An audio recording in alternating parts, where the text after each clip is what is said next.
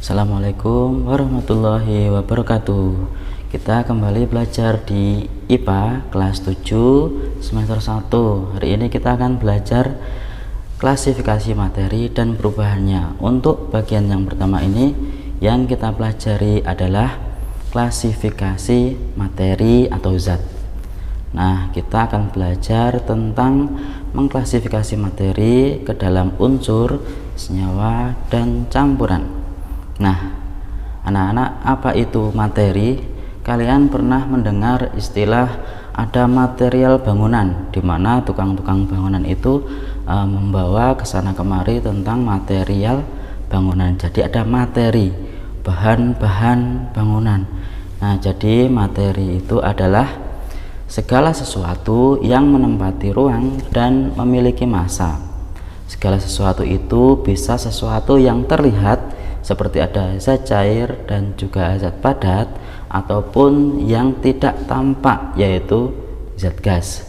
Maksud materi menempati ruang itu adalah benda dapat ditempatkan dalam suatu ruang atau wadah tertentu, sedangkan materi mempunyai massa, memiliki maksud bahwa benda yang termasuk materi dapat diukur, ditimbang dengan menggunakan alat ukur tertentu, yaitu neraca atau timbangan. Nah, klasifikasi zat atau materi berdasarkan wujudnya dibedakan menjadi 3, ada zat padat, cair, dan juga gas. Perhatikan perbedaannya pada tabel berikut ini. Perhatikan perbedaan bentuk dan volume untuk zat padat, cair, dan juga gas. Kemudian jarak antar partikelnya, kemudian gerak partikelnya, dan gaya antar partikelnya. Para ilmuwan mengklasifikasikan zat atau materi menjadi 2 kelompok, yaitu zat tunggal dan juga campuran. Unsur dan senyawa termasuk dalam golongan zat tunggal. Kemudian campuran nanti dapat digolongkan ada heterogen dan juga campuran homogen. Nah, perhatikan bagian tentang penggolongan materi berdasarkan komposisi penyusunnya sebagai berikut. Yang pertama ada unsur. Unsur adalah zat tunggal yang tidak dapat diuraikan menjadi zat lain yang lebih sederhana. Di alam terdapat 92 jenis unsur alami, sedangkan sisanya selebihnya adalah unsur buatan. Nah, unsur dapat dikelompokkan menjadi 3 bagian, yaitu yang pertama unsur logam. Pada umumnya logam merupakan zat padat, namun terdapat satu unsur logam yang berwujud cair, yaitu raksa. Beberapa unsur logam yang bermanfaat dalam kehidupan sehari-hari antara lain ada krom, Cr, biasanya digunakan untuk bumper mobil, dan campuran dengan baja menjadi stainless steel. Ada juga besi, Fe. Besi merupakan logam yang paling murah. Sebagai campuran dengan karbon menghasilkan baja untuk konstruksi bangunan, mobil, dan juga rel kereta api. Kemudian ada juga nikel, Ni. Nikel padat sangat tahan terhadap udara dan air pada suhu biasa. Oleh karena itu, nikel digunakan sebagai lapisan pelindung dengan cara disepuh. Kemudian ada juga tembaga, Cu. Banyak digunakan pada kabel listrik, perhiasan, dan uang logam.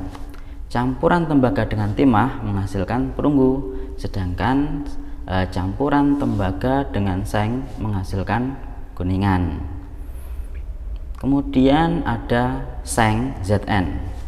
Seng dapat digunakan sebagai atap rumah, kemudian perkakas rumah tangga, dan pelapis besi untuk mencegah karat. Lalu ada platina, Pt. Platina digunakan pada knalpot mobil, kontak listrik, dan dalam bidang kedokteran sebagai pengaman tulang yang patah, ya. Kemudian ada emas. Au ini sudah sering kalian temukan ya. Emas ini merupakan logam yang sangat tidak reaktif dan ditemukan dalam bentuk murni. Emas digunakan sebagai perhiasan. Kemudian ada unsur non logam yang kedua. Pada umumnya unsur non logam memiliki sifat tidak mengkilap, penghantar arus listrik yang buruk dan tidak dapat ditempa. Secara umum, unsur non-logam merupakan penghantar panas yang buruk, namun terdapat satu unsur non-logam yang dapat menghantarkan panas dengan baik, yaitu grafit. Nah, contoh dari unsur non-logam ada karbon, belerang atau sulfur, fosfor, oksigen saat kita ambil nafas menghirup oksigen, kemudian ada nitrogen, ada di alam ini ya banyak sekali, dan juga ada hidrogen. Itulah unsur non logam. Yang ketiga ada unsur semi logam atau disebut juga dengan metaloid. Nah, unsur semi logam ini memiliki sifat antara logam dan non logam. Beberapa unsur semi logam yang bermanfaat dalam kehidupan sehari-hari antara lain ada silikon atau Si, terdapat di alam terbanyak kedua setelah oksigen, yakni 28% dari kerak bumi. Senyawa silikon banyak digunakan dalam peralatan pemotong dan pengamplasan untuk semikonduktor. Senyawa silikon banyak digunakan dalam peralatan pemotong dan pengamplasan, lalu untuk semikonduktor, serta bahan untuk membuat gelas dan keramik. Itu ya. Kemudian ada contoh yang lain, yaitu ada germanium, Ge, diperoleh dari batu bara dan batuan seng pekat. Germanium merupakan bahan semikonduktor, yaitu pada suhu rendah berfungsi sebagai isolator, sedangkan pada suhu tinggi berfungsi sebagai konduktor. Itulah 3 golongan dari unsur. Ilmuwan bernama John Jacob Berzelius memperkenalkan tata cara penulisan nama dan lambang unsur, yaitu 1. Setiap unsur dilambangkan dengan satu huruf yang diambil dari huruf awal nama unsur tersebut. Yang kedua, lambang unsur ditulis dengan huruf kapital. Kemudian yang ketiga, untuk unsur yang memiliki huruf awal yang sama, maka penulisan nama dibedakan dengan cara menambahkan satu huruf di belakangnya dan ditulis dengan huruf kecil. Perhatikan tabel lambang unsur berikut ini.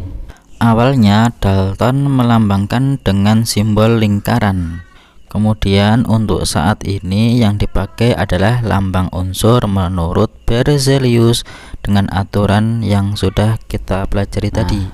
Ini ada beberapa contoh unsur. Nama unsur hidrogen dari nama Latin hydrogenium, maka lambang unsurnya adalah H besar. Kemudian untuk helium, karena H itu sudah untuk hidrogen, maka helium He. Kemudian untuk raksa dari nama latinnya hydrargyrum, itu kemudian lambang unsurnya Hg. Demikian pula untuk lambang unsur yang lain.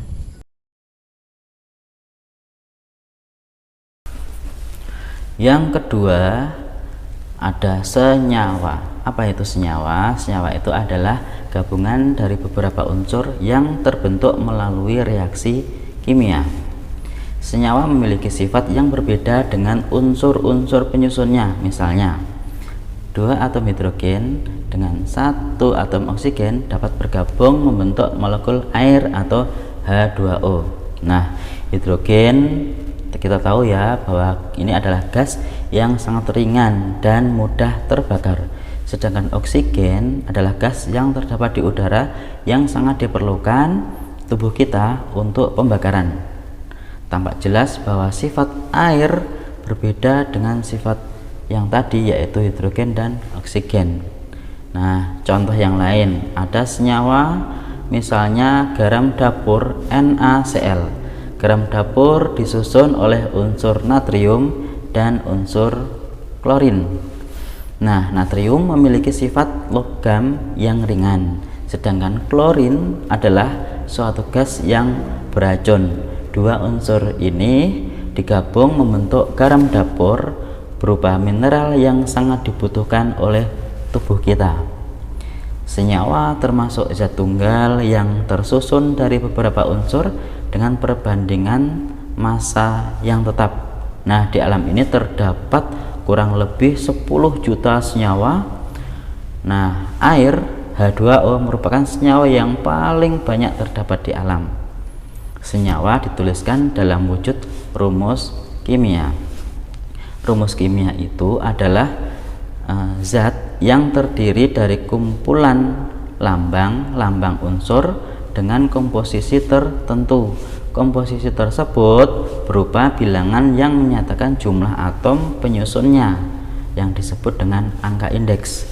Contohnya H2O. Maka di sana terdapat H ada 2, itu artinya H2O tersusun atas 2 atom hidrogen, dan O-nya 1, maka tersusun atas 1 atom oksigen. Contoh lagi, suatu senyawa terdiri dari atom unsur natrium Na dan atom klorin atau Cl. Jika angka indeks masing-masing atom unsur adalah 1 dan 1, maka rumus kimia senyawa yang terbentuk sebagai berikut. Angka indeks Na 1, angka indeks Cl 1. Jadi rumus kimia senyawa tersebut adalah NaCl, natrium klorida. Nah, senyawa-senyawa baru ditemukan dan dipisahkan dari tumbuhan. Misalnya jeruk diketahui mengandung vitamin C. Setelah dilakukan pemisahan, ternyata jeruk mengandung asam askorbat. Struktur vitamin C ditemukan, maka dilakukan sintesis untuk membuat vitamin C di laboratorium. Rumus senyawa merupakan gabungan lambang-lambang unsur yang menunjukkan jenis unsur pembentuk senyawa dan jumlah atom masing-masing unsur. Misal, sukrosa atau gula tebu memiliki rumus senyawa C12H22O11. Nah, jadi sukrosa tersusun dari 12 atom karbon, 22 atom hidrogen, dan 11 atom oksigen. Adapun contoh senyawa yang lain adalah sebagai berikut. Nah, kemudian berikutnya ada campuran. Apa itu campuran? Campuran adalah gabungan beberapa zat dengan perbandingan tidak tetap tanpa melalui reaksi kimia. Dalam kehidupan sehari-hari banyak kita jumpai campuran, misalnya air sungai, tanah, udara, makanan, minuman, larutan garam, larutan gula, dan lain-lain. Sifat asli zat pembentuk campuran ada yang masih dapat dibedakan satu sama lain, ada pula yang tidak dapat dibedakan. Nah, di dalam udara bercampur beberapa unsur yang berupa gas, antara lain ada nitrogen, oksigen, karbon dioksida, dan gas-gas yang lain. Udara segar yang kita hirup mengandung oksigen yang lebih banyak daripada udara yang tercemar. Dalam udara juga tersusun dari beberapa senyawa antara lain asap dan debu. Nah, jadi kita bisa membedakan sekarang antara senyawa dan campuran. Perhatikan perbedaan antara senyawa dan campuran berikut ini. Nah, kita lanjut lagi ke campuran ya. Campuran dikelompokkan menjadi dua bagian, dua macam, yaitu yang pertama campuran homogen. Apa itu? Yaitu campuran antara dua zat atau lebih yang partikel-partikel penyusunnya tidak dapat dibedakan lagi sehingga disebut campuran homogen. Campuran homogen sering disebut dengan larutan. Nah, contoh campuran homogen itu antara lain ada campuran air dengan gula, dinamakan larutan gula. Campuran air dengan garam, dinamakan larutan garam. Terdapat campuran antara logam dengan logam lain, sehingga terbentuk campuran homogen juga. Misalnya, stainless steel itu banyak digunakan untuk keperluan alat-alat kesehatan dan rumah tangga. Stainless steel merupakan campuran logam besi, krom, dan nikel. Emas murni merupakan logam yang lunak, mudah dibengkokkan. Agar emas menjadi keras sehingga sulit untuk dibengkokkan, maka emas murni tersebut dicampur dengan logam lain, yaitu tembaga. Nah, perhiasan yang dijual memiliki kadar 22 karat, 20 karat, atau 18 karat. Apa arti kalimat tersebut? Semakin sedikit kadar emas yang dimiliki, semakin banyak kandungan tembaga di dalam emas tersebut. Kadangkala dalam campuran emas dan tembaga masih dicampur lagi dengan perak. Hal ini dilakukan agar menambah menarik penampilan emas tersebut. Campuran antara emas, tembaga, dan perak menghasilkan emas berwarna putih yang biasa disebut emas putih ya. Nah, jadi campuran homogen antara lain campuran gas dalam gas, campuran gas dalam zat cair, campuran gas dalam zat padat, campuran zat cair dalam zat cair, dan campuran zat padat dalam zat cair. Nah, kalian sering minum ini ya, sirup termasuk campuran homogen. Nah, kemudian kita masuk ke yang satunya lagi, campuran heterogen. Apa itu campuran heterogen? Campuran heterogen itu adalah campuran antara dua macam zat atau lebih yang partikel-partikel penyusunnya masih dapat dibedakan satu sama lainnya. Contohnya tanah, air sungai, makanan, minuman, air laut, adonan kue, adonan beton, cor, dan lain-lain. Pada campuran heterogen, dinding pembatas antara zat masih dapat dilihat. Misalnya campuran air dengan minyak, campuran besi dengan pasir, campuran serbuk besi dengan air.